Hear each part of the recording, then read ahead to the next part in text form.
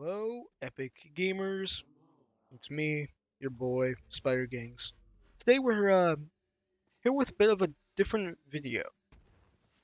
Today I'm going to be asking and really answering the question of why at least I think Borderlands 3 is not epic or, in my terms, poggers.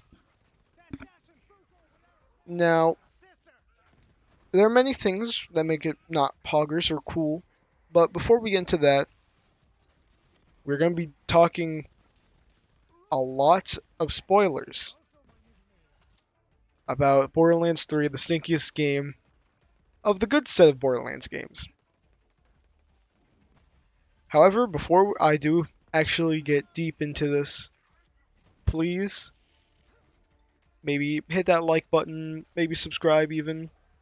Hit the subscribe button, I don't know. Yeah, I'd be pretty happy, donkey. If you did, I'll see you later in my swamp. Maybe I can get to 30 subs. Yeah, but without further ado, I want to jump right in. But before I can do that, and slander this game with my exotic vocabulary, I have to at least say something that it did good. Because this game is good. It's not horrible. It's fine. Is in my opinion the best playing Borderlands game, and it's also just a ton of fun to play. I really enjoy how all the aspects old and new just come to make a really great gameplay experience. However, I wish I could say that about the story though. It's kind of like a Pokemon game with the story. The writing peaked around second game or fifth gen and then just drove straight downhill to no story. It's like they let a bunch of monkeys write this game, but those monkeys have been underpaid to deliver such a horrible story. Well, I should probably say the first time going through it, it's not so bad. I enjoyed it when I first went through it. However, when I was going through it for my second time, I saw some major coinkydinks. For example, early on in Athenas, or whenever, I don't remember, Maya says that Ava is going to be a siren when she's ready. Now, this is total malarkey, because one, we have seen before that there can only be 6 sirens, and most of them are born with their siren powers, I believe. Now, we already know that Tyreen is one, Maya's one. There is Lilith, that's one, and there's multiple that have not been announced. But here's the other part. She was never born with powers, right? And the only way that she could ever get powers is if she somehow magically inherited them. But there's no way to really do that. And the other part is that something that I really want to talk about real fast is about how Tyreen and Troy are both quote-unquote sirens. However, early on in the game, it is said by Tyreen that she is only a siren, he is just feeding off of her. Old Fortnite Ninja is just feeding off of Miss Tyreen. However, later in Promethea, when Maya is actually fighting the Calypsos, she pulls a nice Spider-Man and doesn't feel so good after Troy Boy zucks the power out of her, which doesn't make sense if he isn't a siren, or at least having her abilities, which we are shown that he does not have, which is quite stupid. It just comes out of nowhere that he has random powers. Especially like if he isn't a siren, as she says early on. Maybe it was she only said that because she wasn't sure, whatever. But it's weird. However, another part is that how on bloody Pandora does Maya know this? Maybe she could sense it. However, if she could sense it, then she would sense someone else that was later become a siren. More on that later. you know who if you actually played the game. And if it's not sensing, because if it was sensing, that doesn't make sense, because she will be able to sense the other person. It would have been either like some way of seeing the future. And if she saw the future, and she saw Ava, like her future, why couldn't she see her own future? Like, it just kind of doesn't make sense. Why would they make her sense something, but then not have her sense something in the other person that is going to be a siren? It doesn't make sense. And then another part that ticks me off about this game is the cutscenes. I get in all the old ones, there were barely any cutscenes, and the ones that they did have, most of the Vault Hunters didn't really show up in, except for like the opening ones, right? And maybe the ending ones if they had one. However, in this game, the opening one is the only one that they show up in, which is nice to look at, right? However, they're never shown in any other cutscene, which I think is stupid. What they should have done, I think, in my opinion, this is my opinion here, is that they should have just, instead of just like focusing on like one character or like two or three or four, you should just had the whole cast of Vault Hunters in. Sure, you don't have like the DLC characters that may or may not come, but apparently they're not that important. Especially since Gage and Krieg, those two, were thrown out in the story. They were never used except for 2 echo logs. Or well, one has a series of echo logs going for trying to get out of his craziness, but the other one only had 1 echo log of Gage, and it wasn't even her talking. It was someone that's trying to hunt her down, and that could be set up for DLC. However, they should have done more if they were trying to set up for that for DLC. And there's 2 other people that just don't show up in the game. From previous cast where other characters showed up with Maya and Zero. And that's Salvador and Axton. Why didn't they show up? Ever. They should have shown up in this game. Like, you could say that they're using them for DLC, but I don't know if that's ever going to happen. Because the DLC for this game is kind of just meh. Have I really played them? No, not really. I don't have money. I'm broke. But even then, I've seen most of it, and it's kind of just looks meh. Bland. Like, it's alright. They bring Timmy back. I believe that's his name. The Handsome Jack clone from the pre-sequel, because everybody wanted to know about him. Then they couldn't just make a casino without Handsome Jack. They couldn't make a single game without mentioning him again, because he was such a perfect character. Anyways, I need to stop on that. I'm getting off script. Anyways, now what they could have done, I'm just going to give a little bit of a throw my hat in the ring what they could have done. For the one on Promethea, after Maya gets zucked, you could have the Vault Hunters fully walk out of the portal. Tyreen could blast them back using some sort of her power. You know, maybe use heat waves to blow them back, kind of like Lilith did in the game.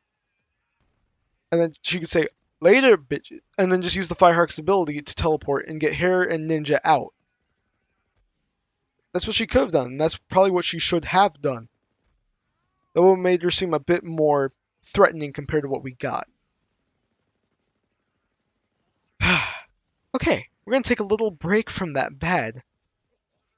And let's talk about something that I'm pretty neutral about in this game. It's the side quests. I will say most of them in this game are good.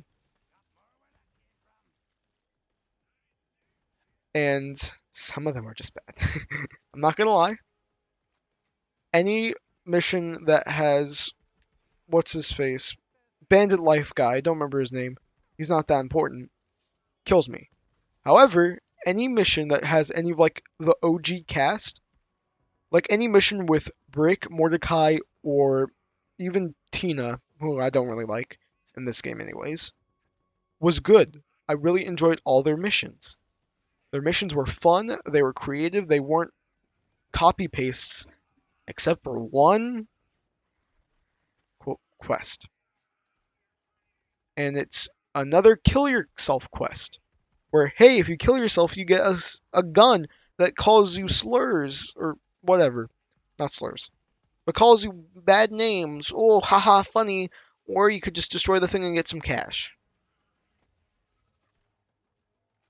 And it's bad enough that they're reusing a mission. But the thing is that when I first got this gun, I used it for about 5 minutes. And then I found a better gun that was 3 times better from just a random drop, and it was like about blue rarity. I don't know how that works when the gold guns get worse than the blue ones. And the blue one was like around the same level. Anyways, but most of the guns from the side quests are just terrible. And I would know that these guns are trash because I've been doing a run where I use every gun on my Twitch, Z Spider Gang Z. Please go check it out. Stream regularly around 8 p.m. Central Daylight Time. Alright, enough of the plug. So, most of these side quests are good, but there are a lot of bad ones. So, try your best to pick and choose. Anyways, back to the important stuff, like how, major spoiler here, Tannis becomes a siren out of nowhere. She never shows any signs of being a siren, and never in any of the other games showed signs of being a siren. It just doesn't make sense that she out of nowhere is just a siren in this game. She just apparently is. And that really bothers me a lot. There's just so many plot holes in this game. Like, I want to love it. The gameplay is so good. But there's nothing good about this story, ever. We went from one of the best games ever made in the world for stories in Borderlands 2 to terrible writing with plot holes everywhere. All these plot holes, they just keep adding up. And it's so bad. And they literally add up to the point where it's worse than a preschooler can add. It's just awful. Another part of the game that really bothers me is that little side character who is mentioned quite a lot through the story, yes, but you never learn anything about it through main quests unless you do side collectibles with Typhon de Leon and his little hollow discs. Whenever you find one, basically it just gives you a little bit about his life, about how he found vaults across all the planets. I like them. Me personally, I love the inclusion of these. However, what they should have done, because spoiler here, he is an important character, and I'll talk about that a bit later. What they should have done, honestly, with his little things, is that they should have made like a quest around it for the first time, have 3 of them like be not too far away from each other. You go have like a bit of climbing exploration, you find them, and then you find the little cache, and they give you your first gold gun, supposedly, unless you got one from like random loot midget. And that can be a special moment for the player. And make the guns only available through that, and make them legendary. If they're not legendary, there's almost no reason for me or any other person to go hunt for it, because it's usually just the mediocre stuff that you get from enemies anyways. Like, you have to go out of your way just to get more mediocre to okay guns. And here is the main problem. And it's a huge spoiler here. Please, if you have not played the game and plan to go do it, please do it. Stop. If you haven't stopped already, please. Just go play the game all the way through. I'll be here all day, man, woman, or whatever you are, you hot diggity dog. Good? Okay. Let's buckle up. He is thrown in near the end that he is alive and on a planet that is hard to pronounce and is important to the story, but I don't want to spoil too much. because I don't want to go too full in. I don't want to make this like 30 minutes long. Maybe later on I'll come back. Hint, hint. But still, why would they do this? Especially if half the people don't want to go find the stuff, they just want to play the game. Because not everybody played every single Borderlands game. Some people just jumped in with the third one because that's the console that they had. They didn't have the other ones, and they didn't feel like buying the Handsome Jack collection because it doesn't have Borderlands 1 on it. Which makes sense because it's the Handsome collection, but come on. This includes Borderlands 1 with it. Because Borderlands 1 has not crossed over, at least I believe it hasn't, and it should not come out as its own standalone game. They should just package them all together on the PS4, Xbox One, whatever else. But that's me just rambling on. Okay. But it's just pointless. But before we continue, I need a little break. Like, I don't want to hate this game. I really do love this game in so many ways, but I also hate it so much more. It's got so many problems. And it just can't seem to fix them. They've already made, like, a perfect game that they can draw from. And they can make new stuff that makes an enriching story. They already have with Borderlands 2. They made likable villains, or likable villain, who actually shows growth throughout the whole story. Who knows, maybe I'll talk about that next week. But for this game, it just doesn't show anything. Okay. Well, let's continue on with something a bit more important. And that is the NPCs. NPCs in this game, I mostly like them. And by that, I'm talking about the main ones, not like just the random, "Heyo" from Steve or whatever. He is important though. But it's the more important ones, like Brick and Mordecai. Like, ever since the second game where they helped each other out and nearly both died with each other, they've been like bros with each other. And in this game, they are like true homies, just helping each other out. They are like truly friends, and that's what I love about their characters in this game. Even though it's bad, they can still make the character writing good, and I don't understand that. However, there is a character that I don't like what they did with, and that is Scooter. Wanted to kill him off, man. They should have just had him catch a ride, kill everyone. But no, in all seriousness, it's Tiny Tina. They gave her what at least I feel like weird lines, and I feel like the voice actress who voiced her truly did not give her all compared to everyone else, because Mordecai and Brick, those two voices have stayed with the characters for so long. Everybody who stayed for more than one game has been with them for a while, right? However, Tiny Tina, I believe, got a new voice actor. Maybe she did not. I would have to look into it, but maybe that's for another episode of this. Okay. Now that I've gone through everything, let's pack up our juice boxes. Make sure it's fully packed, all the way through.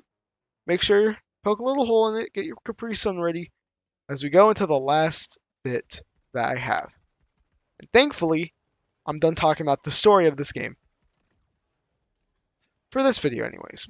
Like I said, maybe I'll go over everything later, but there is two more things that really do bother me. And I feel like these two are mostly preferences compared to everything else. And that is, one, you can reach the max level of the game before you even beat it. Yeah. In this game, I'm not even like halfway through my True Vault Hunter mode playthrough. I was level 57 before I beat the base game. and that was the max at the time. Usually at the end of Borderlands 1, 2, and even the pre-sequel, you're around like the 30s. 30 to 33-ish. You do your DLCs, you maybe get up to like 35, 36. Cool. Then you go through and play it again on True Vault Hunter mode, where the game gets a lot harder than the other two. For this game, it just gets like 1% harder. I can't really see any difficulty. I played through a good amount of it and I have no difficulty. Everything was just really easy. And since I reached level 57 on my main account, or main character, I have no real reason to go through and play it again. There's nothing that they really add. Now, what they could have done, just a suggestion, they could have added new stuff. New heads to collect. I would have sure loved to have some better heads. Like, there's only one that I really like on Zane. Give him some better ones, please. You know, maybe you get like one that calls back to old characters. I don't know. Do something with it. Same with like the clothes color and like trinkets and odds and ends and everything they could have done. Another thing is that they could have added the DLC, wait with True Vault Hunter mode, make that free DLC after all the regular DLC is out. So everybody play through that. Then they get through their like max level around 60, right? Boom. Drop True Vault Hunter mode. Make the top level 100. Because there is definitely enough in this game for you to get to level 100. And then at the end, if you get to level 100, they give you some special like gold, like fully gold wrapped up skin that you can only get from playing it through all the way through level 100. That would be cool. Something that shows that you actually went through a test of going through everything the game had to offer. But they don't do that. It's just you wasting time. Another, or well, I should say, the last thing that really, truly bothers me is if you start a new game and play through up until you get to the ship and unlock Borderlands Science, which is early on in the game. You can play all the way through till Siren Tannis and see that form way before you're actually supposed to. And it's not like they unlocked it after the game was over. I can go access it in True Vault Hunter mode and regular game modes as well. And I see all 9 levels, which end up with Tannis and her Siren mode. What they really should have done is just end it off at 8. Keep 9 hidden away until you beat the game, maybe. Or maybe keep Borderlands Science off until the player beats the game, and then you can have Tannis say, oh, by the way, I found this new fancy schmancy thing, or I created this new fancy schmancy technology machine where you can play through and help, like, the thing. That would be cool. But it's just so hard when they have so many things going against it. But that's my last bit. With this game, it's so hard to tell their story because they didn't properly do everything right. So many things they didn't do, so many plot holes they could have fixed, but they didn't. All in all, I really did enjoy Borderlands 3. I thought it was great. I enjoyed it quite a lot. If you yourself want to go play this game, sure. I would recommend it with friends. That way you can laugh through all the stupid parts and cringe at all the cringe parts with Ninja and whatever her face. But really, I just want to love this game. Anyways, I'm done. I really hope you guys did enjoy this video. I did put quite a bit of time into this. I spent about 2 hours writing this script. Yeah, I'm actually reading from a script, and I went off of it a lot. That's why I keep stuttering, because I'm an idiot. But I honestly really did enjoy making this. It's quite fun. Honestly, I can understand how commentator YouTubers do it. It's honestly not that hard. Just a few hours a day, and they do it like weekly. And I do mine twice a week. I could do this. I like it. But if you guys like it, please let me know. By maybe just a like, comment, you know.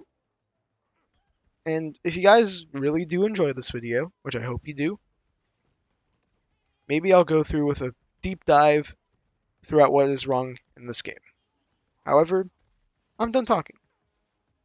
The only thing that I want to say is that the end of the Pokemon Fire Red, or no, not Fire Red, Leaf Green Ultimate Randomizer is happening Friday. Final episode is happening. I hope, hope I get through it. Jeez.